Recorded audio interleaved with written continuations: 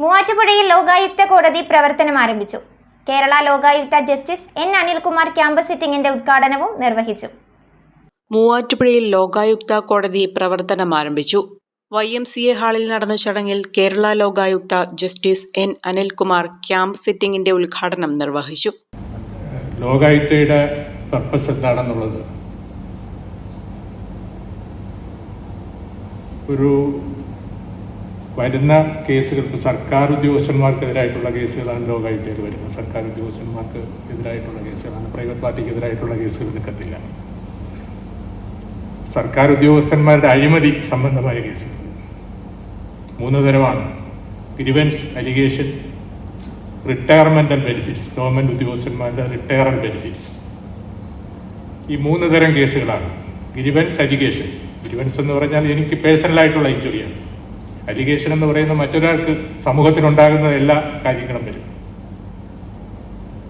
3 സർക്കാർ ഉദ്യോഗസ്ഥന്മാരുടെ പെൻഷൻ കാര്യങ്ങൾ. ഇത് 3 കാര്യങ്ങളാണ് റിട്ടയറൽ ബെനിഫിറ്റ്സ്, പെൻഷൻ ആനുകൂല്യങ്ങൾ.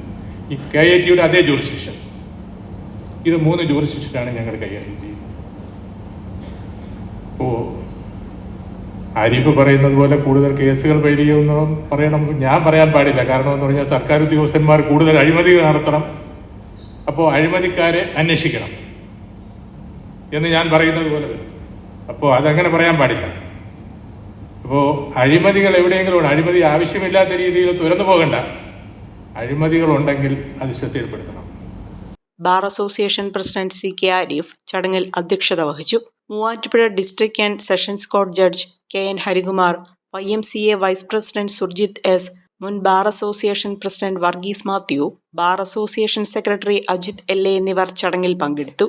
അഹല്യയിലെ വിദഗ്ധരായ ഡോക്ടർമാരുടെ ചികിത്സ കൊണ്ട് എനിക്ക് എന്റെ കാഴ്ചശക്തി പൂർണ്ണമായും തിരിച്ചു കിട്ടി. ഇപ്പൊ എനിക്ക് ഈസിയായി വായിക്കാം. നേത്ര സംരക്ഷണത്തിന് നമ്മുടെ Ahalya. Ahalya foundation eye hospital, കേരളത്തിൽ എല്ലായിടത്തും.